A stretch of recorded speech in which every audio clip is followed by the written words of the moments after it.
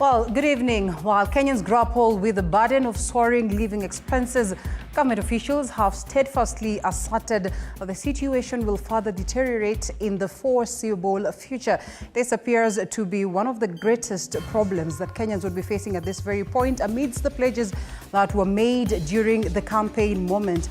On this other side, the opposition, of course, has disconnected itself and, of course, says between this rhetoric and reality, it is important that Kenyans get a proper explanation as to how best this can be addressed. Of course, the government efforts to alleviate the cost of living for ordinary Kenyans continue. And of course, on this very edition of Disruptive Friday, we have a chat with Abdinur Al-Alimamdi, well, the founder of the North Front Technology and the driving force behind the innovative app designed to translate the Kenyan syllabus into indigenous languages with a primary focus on enhancing educational and, of course, at the level of the rural areas. This is going to be an interesting conversation later on towards the broadcast, but it's important that we get you updated on what is happening in the world of news. My name is Linda Alela. Welcome on board. This is TV47 Weekend Edition. And, of course, the broadcast that is Disruptive Friday begins right away with the highlights. Tonight, ilikuwa ya kwamba rais alisema yeye ni mtu hasala na ameweka hasala mbele, alafu saa hii tukiona bei ya mafuta imeenda juu kabisa. The reality of the increased fuel prices begin to sink for millions of Kenyans. Juu mafuta hapo nyuma tulikuwa tunapata na mafuta ya 10 bob ama 20, lakini sasa kama una 50 huwezi kuwa na mafuta ya kupikia watoto. The government saying tougher times lay ahead.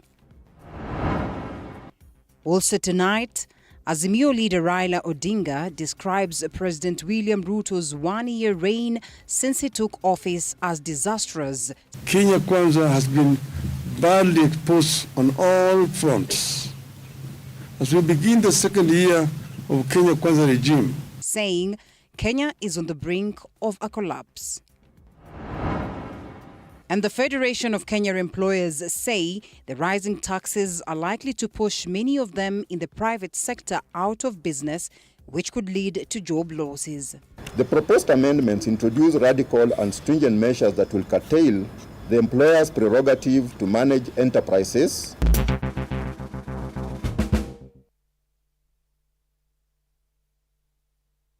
The sign language interpreter is none other than Rhoda Nyamai. It's always important that you as well interact with us. The hashtag is Disruptive Friday. TV47 Weekend Edition begins right away. Now, Kenyans are expected to feel the impact of the new fuel prices immediately, with matatu operators countrywide stating that fares will rise by at least 20% from Saturday. This breaks any hope for the cost of living coming down as the prices of other basic commodities also rise. Paul Muniu leads us off tonight. The hope Kenyans had for better days will remain just hope for now, if the latest fuel price review by the Energy and Petroleum Authority is anything to go by. In the prices which took effect midnight Thursday, petrol has increased by 16 Kenyan shillings, diesel by 21 Kenyan shillings per litre, and kerosene by a huge amount of 33.13 Kenyan shillings per litre. In Nairobi, Kenyans will buy a litre of petrol for 211 Kenyan shillings from 194. 1 litre of diesel has now risen to 200 shillings from 179 shillings.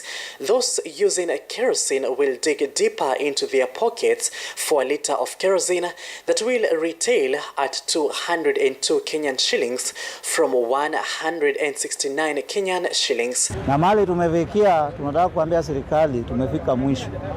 Ile wakati tulikuwa tunabembeleza customer, lakini saa hii vile serikali imetofinya, sisi pia tunataka kufinya abiria. Na yule ambaye ambilia mwenye anasafiri kuja stage na pesa, hakuna huruma raundi. Kila kitu inaenda kukua juu.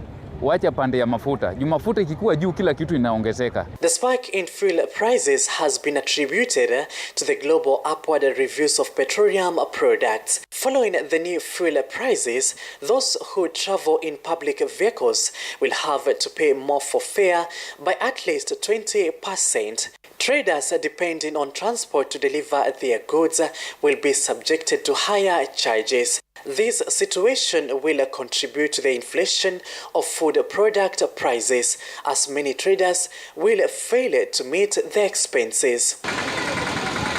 Matatu drivers are concerned by the increase in fuel prices, citing that their daily job will be met with losses as they struggle with the new charges. Ambapo gari inastahili fuel consumption ni kuna kama shilingi 800, lakini sasa gari inakuwa 1500.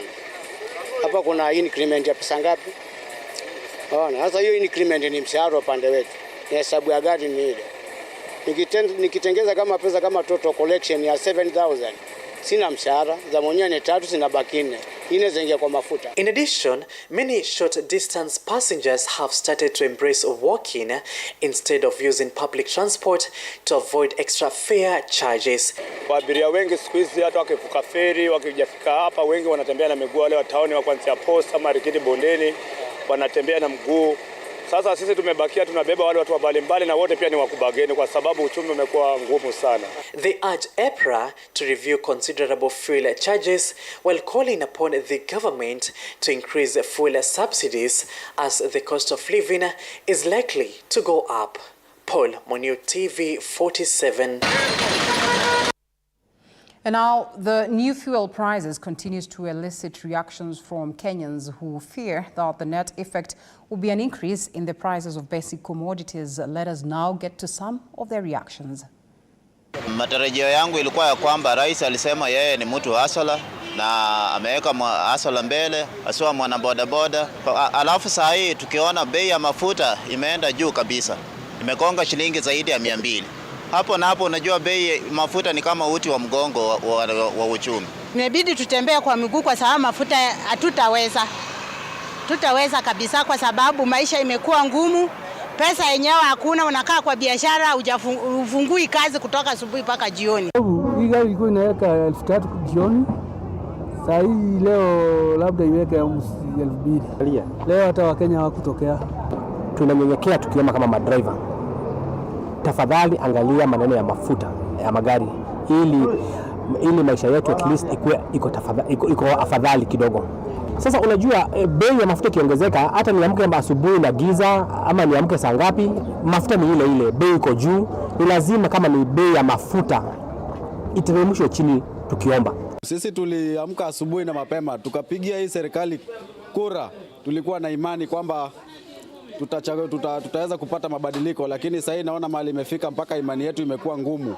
Lakini sasa tunaomba serikali kwa ujumla, kwa viongozi wetu waangalie mwananchi wa kawaida. Hiyo kazi imekuwa ngumu kwa sababu ukienda kuitisha mteja zile pesa ulikuwa anakupatia ile wakati wa mbeleni, sasa hii ako na ugumu wa kupata zile pesa. And now the Energy Cabinet Secretary Davis Chirchir is asking me and you, of course, to brace for tougher times as the global palm prices will continue to rise even more. Appearing before the National Assembly Energy Committee, Chirchir revealed that an increase in the international landing costs for the commodity left the country with no option but to scale up its prices in a bid to meet the price cost through the government. And of course, though the government is gearing towards injecting more funds in the petroleum sector, should they strike a deal with Treasury on Stabilization Fund.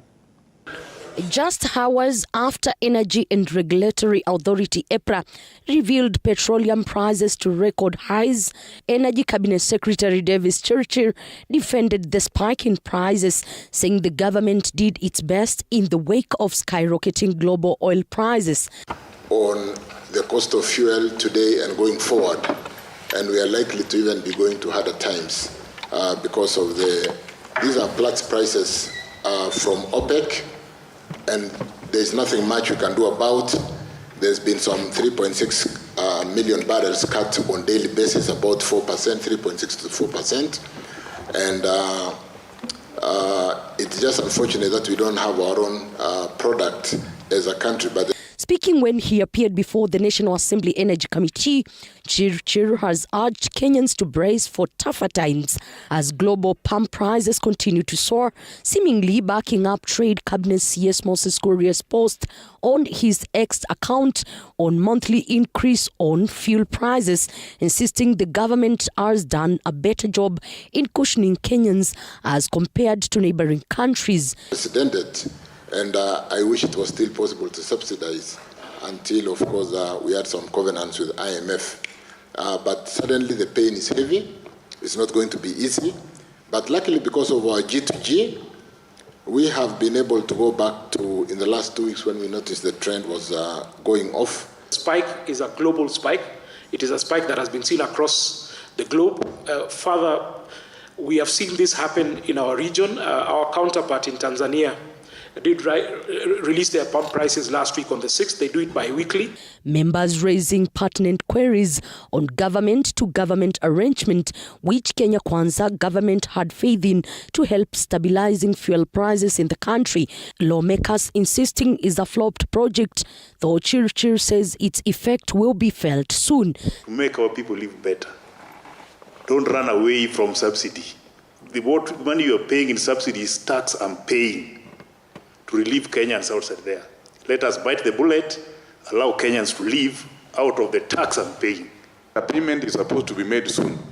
We are now going to make the first payment, but this payment that we are making, where have we benefited as a country from? Consume will go up because of the cost of the delivery of the items. We are murdering Kenyans slowly by slowly. We are killing Kenyans slowly by slowly. It is no longer tenable. Then we'll get an additional 2.5 billion that can go for that purpose and therefore relieve the pain that we all face as a country. The Energy and Petroleum Regulatory Authority, EPRA, revised fuel prices upwards by 16 shillings and 96 cents for petrol, 21 shillings and 32 cents for diesel, and 33 shillings and 13 cents for kerosene. This means that a litre of petrol will retail at 211 shillings and 64 cents, for diesel will retail at 299 cents, and kerosene will retail at 202 shillings and 61 cents per litre in Nairobi. Fuel prices are likely to be the highest ever to be witnessed in this country, with CS Davis Churchill insisting that G2G arrangement is working on the oil market and fuel prices in this country. On whether stabilization of the fuel prices will be achieved through the stabilization fund is a matter of wait and see. Elizabeth Mutuko, TV47 Palm Buildings, Nairobi. Azimio coalition leader Raila Odinga has described President William Ruto's one-year reign since he took office as disastrous. The opposition leader, flanked by Azimio principals, slammed the president, saying his propaganda on managing the economy has been exposed by unchecked borrowing, high fuel and food prices, which have pushed up inflation, warning Kenyans to brace for tough economic times ahead. Odinga warned President Ruto to get his act together in fixing the economy or face a revolt from Kenyans. The Azimio Brigade has kicked off their scorecard campaign against President William Ruto's performance 1 year since he took office, describing it as disastrous and driven by economic propaganda. Fellow Kenyans, this has been a disastrous 1 year under Kenya Kwanza, and we have no good new or encouraging words to offer. There are strong indications that the things will get worse or remain the same. Azimio leader Raila Odinga and his fellow principals shooting straight from the hip that President Ruto has failed and the economic realities of failed promises during the election campaigns have finally caught up with him. Despite the rhetoric, despite the eloquent words and the confusing figures, Kenya Kwanza has been badly exposed on all fronts. As we begin the second year of Kenya Kwanza regime, it is clear we are in a reckless race to the bottom. Azimio criticizing the president for yesternight's increase of fuel prices, which have now hit the 200 shilling mark, triggering a rise of basic commodities and eventually high cost of living, which is one of the contentious agendas in the ongoing bipartisan talks. Azimio putting President William Ruto on the spot for going against his promises of unchecked spending and borrowing, saying the Ruto administration has increased its spending by 400 billion shillings, money that was not budgeted for, which is why the government is increasing taxes. We refuse to ask you to tighten your belts. You have done enough. The ball is squarely in the court of the regime. They either act or await the fate that has fallen other insensitive and incompetent regimes across the continent. The president was further taken to task on the education sector, which Azimio says has been thrown into a full-blown financial crisis by the Ruto regime due to high fees in education institutions and mismanagement. Apul Kamau, TV47. Thanks, Apollo, for that. Now, tonight, the realities of the latest fuel prices review is already hitting hard in a majority of struggling Kenyans' homes who use kerosene for cooking as well as lighting. The record 33 shillings per litre increase in the price of kerosene coming as a double blow for Kenyans who use kerosene, who will also grapple with the imminent increase of the price of basic commodities and even transportation. Fuel prices in the country have crossed the 200 shillings mark, according to the latest review by the Energy and Petroleum Regulatory Authority. In the latest review, which has stirred a debate among Kenyans, it is the increase of 33 shillings per litre in the price of kerosene that has hit home hard for the millions of already struggling families who depend on kerosene for cooking and even lighting. The new price of kerosene surpassing even that of diesel. In Mukuru kwa Njenga, we find Frida Siombua preparing breakfast for her children. Nimepata mafuta imeongezeka bei, nikajaribu kubagini nipunguziwe bei ya mafuta. Juu mafuta hapo nyuma tulikuwa tunapata na mafuta ya 10 bob ama 20, lakini sasa kama hauna 50 huwezi kuwa na mafuta ya kupikia watoto. Pia hiyo ya 50 unapata ni kidogo, hata huwezi pika mara mbili. Frida normally uses kerosene worth 30 shillings to prepare breakfast for her family, but today she had to spend 50 shillings to purchase the same amount of kerosene. She is now uncertain of what the situation will be like for her in the next 1 month, that the prices will remain as is until the next review in October. Frida now says she will have to purchase kerosene worth 150 shillings to prepare either lunch or dinner for her family, unlike previously when she used 100 shillings for the same. Sina uwezo wa kununua gas. Mafuta ndo uwezo wangu.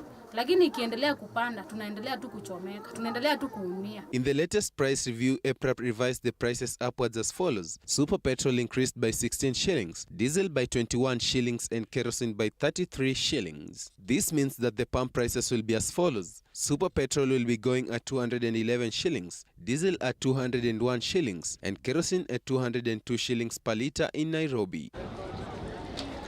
The hike in fuel prices coming as a double blow for Kenyans who use kerosene, who will also grapple with the imminent increase in the price of basic commodities and even transportation. Tonight, uncertain times ahead yoked with the struggle to survive. Mafuta venye inaendelea kupanda, unapata umepata shilingi 100, unajiuliza unanunua mafuta ama unanunua chakula. Eric Matika, TV47. In the same breath, since the Kenya Kwanza regime came into office in September last year, 2022, the fuel prices have risen by a total of about 52 shillings and 52 cents. In September 2022, the prices rose by a total of 20 shillings and 18 cents. In July this year, the prices rose by about 13 shillings and 49 cents. And of course, 40 shillings over. In this report, Elizabeth Atieno explains how the fuel prices have changed over time under the leadership of President William Ruto.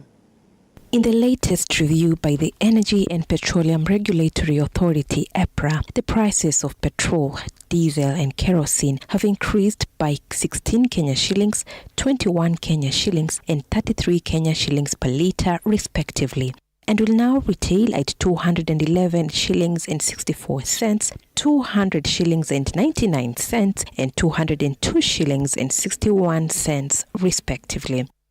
On Friday, Trade Cabinet Secretary Moses Kuria took to social media to urge Kenyans to brace themselves for tough times as the fuel prices are set to rise by 10 Kenya shillings for the next 5 months.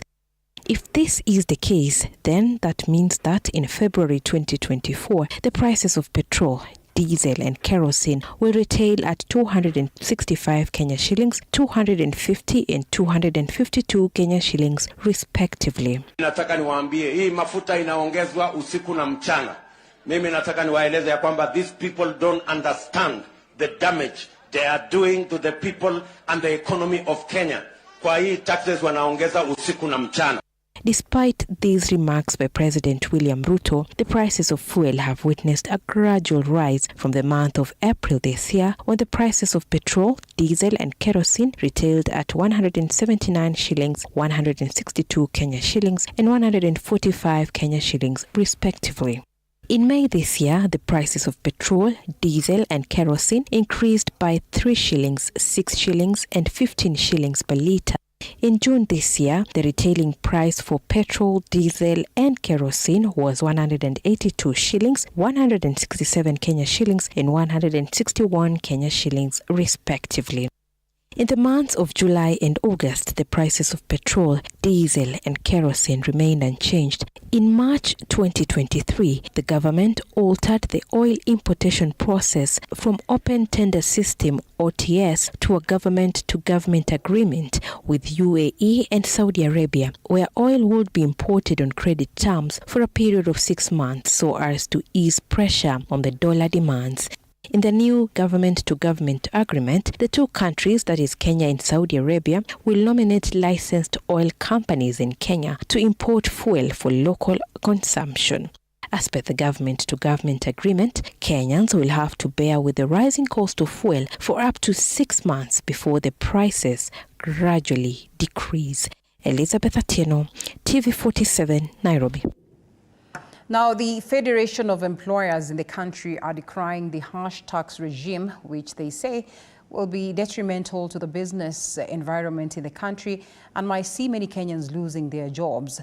According to the employers, Kenyans have already suffered a loss of about $345 million of foreign direct investment, that is in the past 3 months. They say the unfriendly taxes only make the business sector worse, as Sheila Chelagat reports. As Kenyans continue to bear the brunt of the ever-increasing taxes in the country, the Federation of Employers now warns that this could lead to the downfall of many businesses in the country. Increases brought about by the Finance Act 2023, coupled with the already high electricity tariffs and tight monetary policy, have slowed consumption, which is the main driver of domestic demand in Kenya. According to the Employers Association, who termed the new tax regime as unfriendly, Kenya has lost over $345 million of foreign direct investment over the last 3 months. They say this unstable business environment is adversely impacting them. The more you tax the formal sector, the more you make it difficult for those enterprises to create jobs, and we are seeing that. This comes amid a new tax regime that proposes an increase of VAT on products from 16% to 18%. The recent pinch on Kenyans being the increase of fuel prices, estimated to upsurge by 10 shillings each month for the next 4 months. Employers say this sharp rise in taxes is detrimental and might hamper production and job creation in the country, and many Kenyans might lose their jobs. We are seeing a reduction in jobs. Enterprises having to really review their business models to be able to support the wage bill. And the taxes that we're talking about are being levied on the formal sector, which is just 15% of the total wage employment in this country. Their call is for the government to reconsider their strategies in the medium-term revenues for the financial years 2024-2025 to 2026 and 2027 if they envision to spur economic growth. Sheila Chelangat for TV47 in Nairobi. And now to a different matter. Sibilo location in Baringo County has been gripped with fear after bandits resurfaced in the area, killing 2 people. The attack has seen learning in the area paralyzed after area residents fled to safer grounds in Baringo County, while a 6-month peacekeeping initiative in the area came crashing. Our reporter Dennis Utieno tells us more. Residents of Kiriamet, Sibilo location, Baringo County, are grappling with fear and gripped by sadness after 2 people were shot dead in the area by suspected bandits. According to Peace Elder Richard Chepchomei, the victims of the banditry attack included a National Police reservist and a Kibabii University student who were harvesting honey before being gunned down by the bandits. Baadaye akauawa, akaweka risasi kijana yangu, na hiyo kijana yangu ambaye ni ya university. Sasa kutoa anataka kutoa asali ili hata yetembee kwenda shule. The incident has paralyzed learning in schools in Sibilo location after residents fled to safer areas in Baringo County. Kama huyo kijana wa university is the only person in this village inaitwa Kosile mwenye amekanyaga mguu yake imekanyaga university. So alikuwa third year. Amebakisha mwaka moja amalize shule Kibabii University. But saizi ameuliwa. Alikuwa aende leo. Kuna mtu alikuwa anamuuliza hapa kwani shule unaenda lini, akaambiwa akasema anaenda kesho. Kesho ambaye ni leo. So akauliwa jana usiku saa 2. So ndoto ya kijiji imeisha hapa. Baringo County Governor Benjamin Cheboy and Baringo Member of Parliament Joseph Makilap have condemned the attack, saying it is a blow to their peacekeeping efforts in the area that have lasted for the past 6 months. Even some peaceful engagement with the MB40 Kamket, where they developed a working relationship. This is again wasting our energies, wasting our relationship that we've got for some time. I'll call my counterpart to actually bring those culprits to book. With the government tackling banditry in the North Rift, Upper Eastern and coastal regions, Interior Cabinet Secretary Kithure Kindiki has assured Kenyans that they shall work tirelessly to ensure the vice has completely been eradicated in the country. Dennis Utieno, TV47.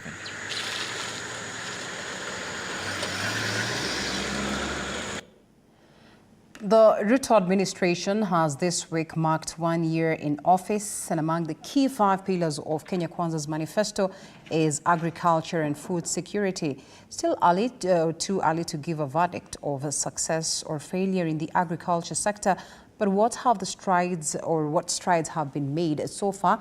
Have some of the promises made been initiated? And how about those that have stalled?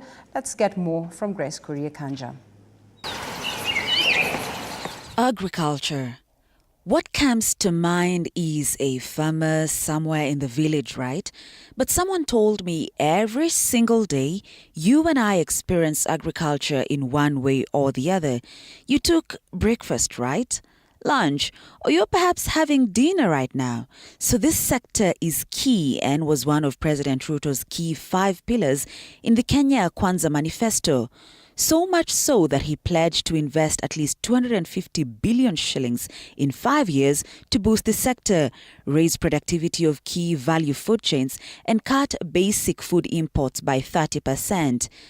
The president also promised to provide subsidized fertilizer to farmers, perhaps the pledge that caught the attention of many. If we had not withdrawn the fertilizer subsidy that was there in our Big Four plan, we wouldn't be in the crisis we are in today. And he seemingly kept his word. The first phase of the subsidized fertilizer was launched in January 2023, targeting 2.1 million farmers.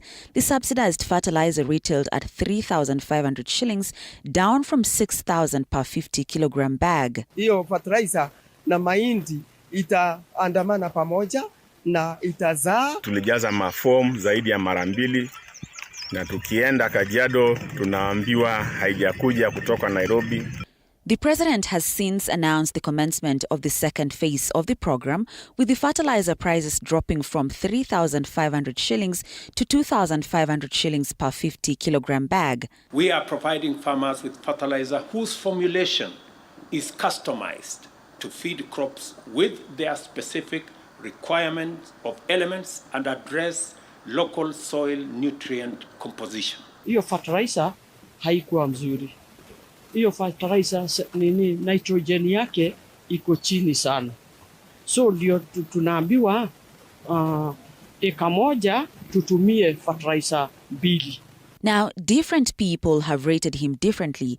Mzalendo report, for instance, in its release of the status of the pledges made by President Ruto, indicate that the pledge to reduce maize prices to 100 shillings per 2 kg packet from 200 shillings has been broken.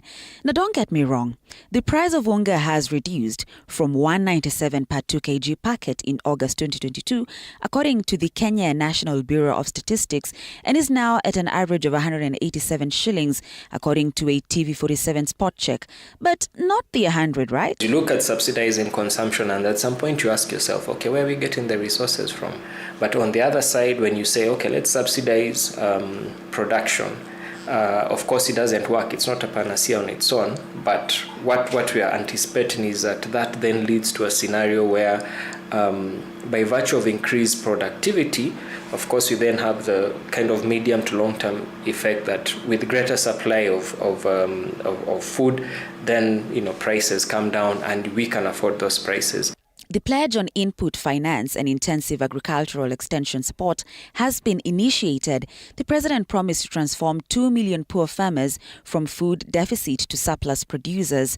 There are countries that are starting to invest in extension, but there are others who do not make the effort. There is no employment of new extension officers. Ruto further promised to deploy modern agricultural risk management instruments that ensure farming is profitable and income is predictable. Agricultural stakeholders also feel that there has not been enough budgetary allocation to this sector. Your reference point is what we call the Maputo Declaration, where African countries committed to spend at least 10% of their budgets on agriculture.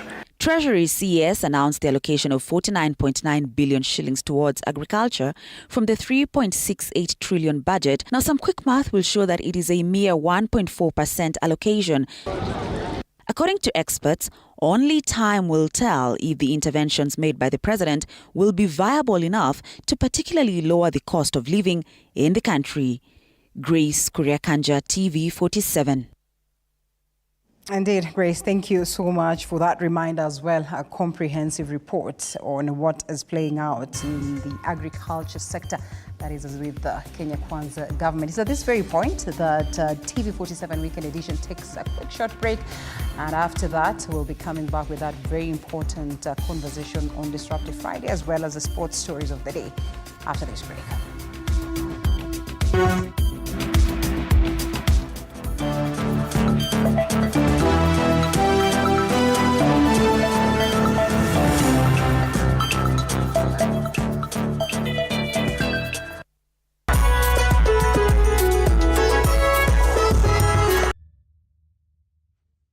The news that matters the most is the one that hits close to home.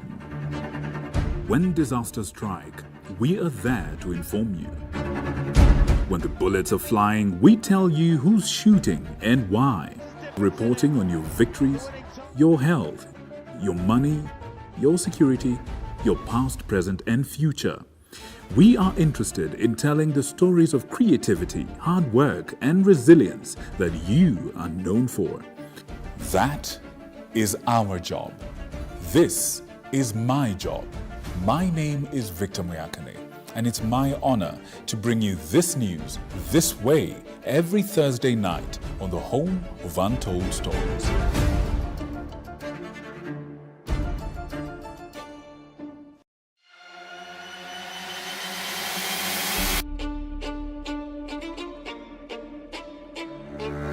Katika majengo haya, hapa ndipo sheria zinapotungwa na zinapopakuliwa. Nitakuletea viongozi mbalimbali, mirengo mbalimbali, wote kwa pamoja wakipika na kupakua. Tutawapa nafasi kuweza kuangazia changamoto na mafanikio ya ugatuzi katika ukumbi wa siasa kila siku ya Jumanne kuanzia saa 1 kamili na kuendelea.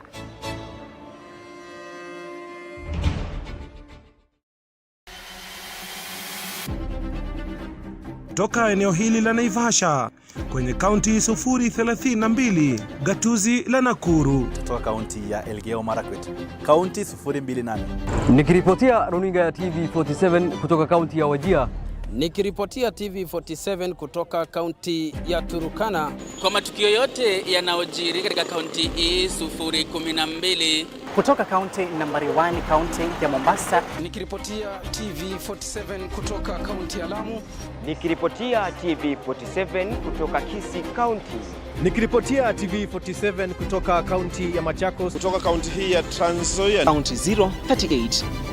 Kutoka gatuzi nambari 029, kaunti ya Nandi, chemichemi ya mabingwa. Nikiripotia TV47 kutoka kaunti ya Kakamega. Itakuwa nikiripotia runinga ya TV47 kutoka kaunti ya Bungoma. Jina langu ni Paula Munio. Willy Dennis Jiru. Fabian Kibet. Mimi ni Hashim Jimal. Mimi ni Kitio Mika Masai. John Javakiania. Jina langu ni Abdulaziz Nameka. Mimi ni Kombo Alfayo. Jina langu ni Nicholas Mbai. Isaac Famba. Mimi ni Wanji Sosti. Jina langu ni Arnold Adidi. Jina langu ni Chris Bet. Jina langu ni Violet Auma. Na TV47 inapotamba, mimi Sheila Chelangat nitakuwa nikiripotia maswala yanayokuhusu wewe kila kuchao.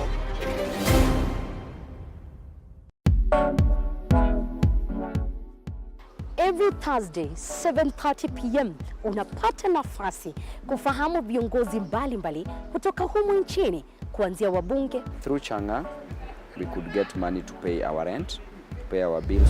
When I was growing up, water was a problem where I was born and bred. We wake up at 3 to go and look for water. Magavana must be ready to be a tough woman and not a woman to be walked over. Kwa hivyo but you respect people. Dari ya mfahamu kiongozi, story na historia, na mi Elizabeth Mutuku.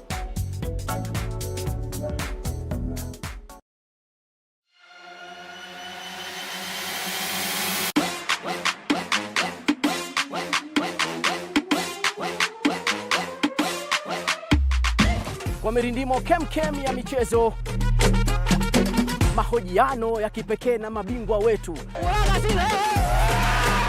makala ya kuvutia pamoja na matukio mubashara viwanjani. Shabiki, tutapiga mbizi katika kila kiwanja, ndani na hata nje ya nchi. Mtazamaji, uko tayari? Ni kazi michezoni ama michezo kazini? Ungana nami Ahmed Bahaj, sajili mpya nimefika katika kipindi cha kipekee Mchaka Mchaka. Zitatoka cheche, tutapiga mstari chini yake. Si bora michezo, ni michezo kwa ubora wake. Mcheche.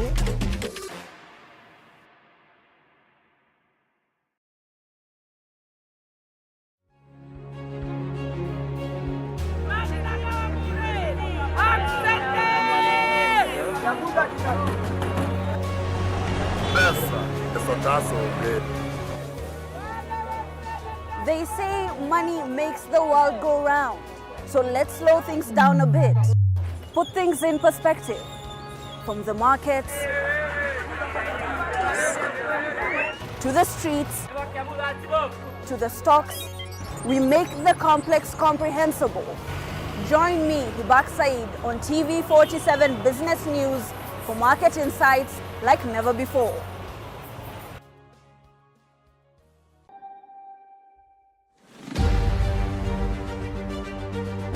What's making the headlines? What does it mean to you? How does it affect you? We answer all these questions every Sunday for half an hour on To The Point Show. Hey, I'm Grace Kuriakanja, and a lot has happened this week. Let's dive into it.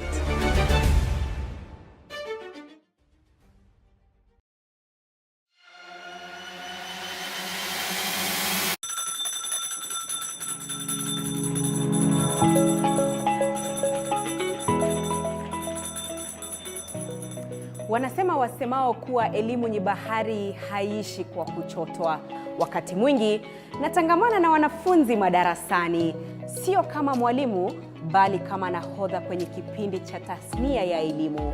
Na iwapo utanikosa madarasani, basi utanipata nyanjani nikisaka habari zenye usawa, ufasaha na ukweli. Na iwapo utanikosa nyanjani, bila shaka utanipata studioni hapa nikisoma habari na kuendesha mijadala mikomavu. Mimi ni Andrin Kilemi, mpenzi wa lugha ya Kiswahili na elimu kwa jumla.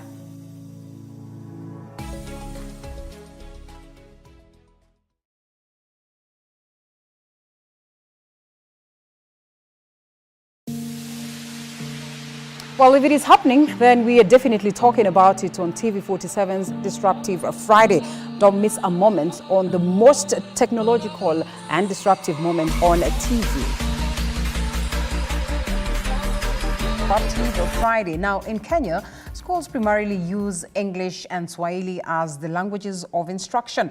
However, this poses a significant challenge for children in rural and pastoral communities who primarily speak their local mother tongue. So tonight on Disruptive Fridays, Eric Munene engages in a conversation with an innovative mind who is addressing this linguistic gap.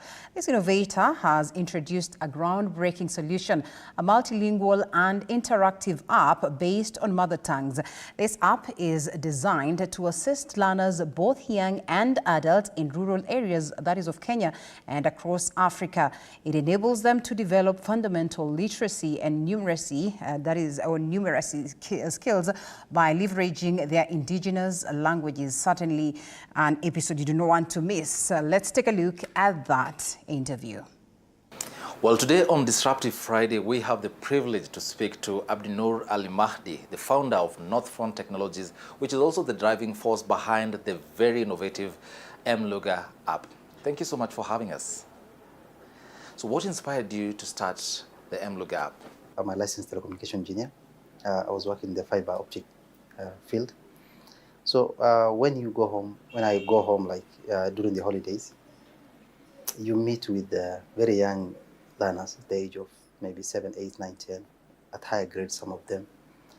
And then you ask them very simple questions, and try to converse with them. And then you realize how difficult it is for them to even speak the language of instruction. And I remember one of the schools in my region scored around 73 E's in one exam, 73 E's. And one of my cousins was also one of the candidates. He was very happy he scored distant. So I told him, why don't you just go back and at least bring a university grade or even a diploma grade. So unfortunately he said if he goes back, he's going to bring less than that. He's going to bring 10 minus. So after realizing all these barriers and education crisis in northern Kenya, I realized I need to do something about it. So remember, I didn't have the educational background. My background is telecommunication. So I had to enroll at JKUAT. I did a master's in ICT in education and instructional design purposely to understand basically the education space and also come up with the technology-based solutions and to help these learners because the crisis was too much. Even when there's that rating of schools and regions, Northeastern normally comes below there historically, even from during independence. So no one is trying to say, to talk about it. No one is trying to bring a solution. So it became like every year we have thousands of E's, thousands of D minuses. So the quality of education has been very poor. And so we have other challenges related to education in terms of interclan clashes, the drought, the nomadic lifestyle, where learners are just abandoning school because we depend on livestock. So once there's no pasture around, we move. So hence we discontinue from learning. So other challenges are there, but now also include the lack of teachers. We had mass exodus of non-local teachers in the region. So most of the schools were almost closed, and some of them were closed because they had no teachers. So we have thousands of educational challenges. But above all, the most challenging the challenging part was language of instruction, which was not familiar to us. Personally, I could not read up to grade 7. Because as a Somali, or even as a Borana, or as a Turkana, or even as a Redile, you walk to a classroom for the first time, and the only language you understand is your indigenous language. But unfortunately, the language of instruction is English. So could you kindly give us the details of how Mluga works and how it benefits students from pastoral communities in rural Kenya? The app is offline because we have custom made for the rural communities because we understand this challenge of connectivity, internet, electricity. So first we made offline. Number two is an app, it's a mobile app, and also web-based for those who with the internet. It's available on Play Store, iOS, and also web-based. So how it works is, first of all, we with teachers in specific who are expert in specific learning areas came together. They developed a content. So you have a content, and then you have a curriculum guide, someone who guides you about how you to go about their content. Like, you don't go this level because it's not that level. Because at the end of the day, you have to use KICD to approve. You have to be within that curriculum guide. So we have teachers who will give you the content. You have curriculum experts who will guide you. And then on top of that, you have language experts. And that, because I don't speak Kamba, I don't speak Kikuyu, we have language experts. My Somali is not even the best. So you also have language barrier, or language experts on board. So what happened is, once you get the content, now you look for a developer who now converts your content into digital content. And then now you do the voiceovers using now the language experts. The app is pictorial, it's animation based, and also it's interactive. So for example, this is a phone. You have the image there, and then you have the buttons now. So you just click, it gives you that sound of that language you want. If you want English, if you want Swahili, if you want your mother tongue. So it gives you that sound. So it's pictorial, it's audio-visual. You can see it, and you can hear the sound and how it's pronounced. So basically, that's how the app works. Could you kindly explain to us how the language policy in Kenya and advocating for the use of indigenous languages up to grade 3 influenced you coming up with the app? You can't use English to translate to English. So you have to use something that the learner understands. So basically, the whole idea of using indigenous language is basically to understand the content, number one. To understand the content that is inside the syllabus. Because as a learner, as it is right now, learners take more time learning the language rather than gaining any skills or even content. For the first 6 years, 7 years, mtoto grade 7 cannot read or write. And actually, the latest research I've seen in Africa alone, 61 million, that's almost half of school-going children, they reach the adolescent stage without being competent in reading and writing and doing basic mathematics, literacy and numeracy, at a higher level. Why? Because they take more time learning the language first. Could you kindly describe your target audience and the regions where the app is currently active, let's say in Garissa, Wajir, or even Nairobi? So basically, the app targets every Kenyan, or let's say every African child in rural areas. Where, like for example, like I said, in Nairobi or Mombasa, in Kisumu, in a typical classroom setup, you'll find people speaking different languages. So in the indigenous language here becomes Swahili. But when you go to maybe to the remote part of Turkana, Narok, Wajir, Marsabit, Lodwar, everywhere, you find the whole class exclusively speak one language. So my target audience is learners, whether adults, whether young, in rural areas, and also I have a huge market in the diaspora communities. I've met several thousands of them when I travel and when we meet in forums. They claim, hey, my son is 15 years, my daughter is 20 years, but they cannot even say hi in their own language. So in one way, we are also preserving the African languages because we are losing culture, we are losing language. So in one way, it's also helping the diaspora communities. So what challenges have you come across, and especially in the user adoption and growth of your app, especially considering the two versions of the app, both the paid app one and the free version? We have not been commercializing it. And so the challenge is basically getting a tablet like this can cost you around maybe $80 to Kenya here. So how many users can afford an $80 device? when people are living, below like even $1 a day. So the most challenging part was access. What do you call it? Access. Access has been really issue because they can't afford as a region, as a rural community. So we rely on well-wishers. So most of the school we support right now, we support through well-wishers. Since the app has some challenges, now I come to the books just to promote numeracy and literacy. Could you kindly tell us now your expansion plan? You have the app, it is functional, you've tested it, you've done the prototypes. What are your expansion plans in the country? Currently, like I said, the apps that we have done in 19 Kenyan languages, and for the last 2 years, I think we have not moved from that 19 Kenyan language because you have to be you get approved first because these are learning material, and for you to take a learning material to a school, it has to be certified by the Kenya Institute of Curriculum Development. So currently, they have approved English, Maasai, Borana, and Somali. So from that 19, and also you need a lot of finance to develop more apps. So, and it took me around almost 2 years to develop these 19 apps because you have to engage language experts from different communities. Although the content is relatively the same, but language experts, and also it's a lot of editing, a lot of curation, a lot of evaluation goes into it.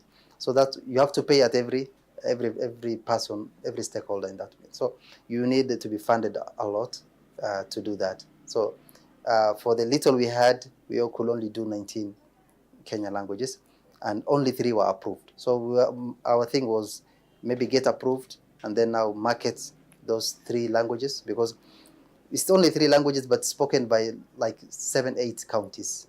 And this ECD is developed, right? And the whole MLuga app is based on ECD, early childhood education. So my expansion was get financial muscle and also add around another maybe 20 or 30, because I think the Kenyan languages, local languages, can go up to even 60, 70. Well, you mentioned about the importance of getting approval from the Ministry of Education for the application. Could you kindly tell us some of the specific problems that you've come across when seeking such approval? Yeah, I remember going to UNICEF one time, sometimes back, and they're like, have you been approved? And I said no. And that was just the turning point. And just had to go and get approved.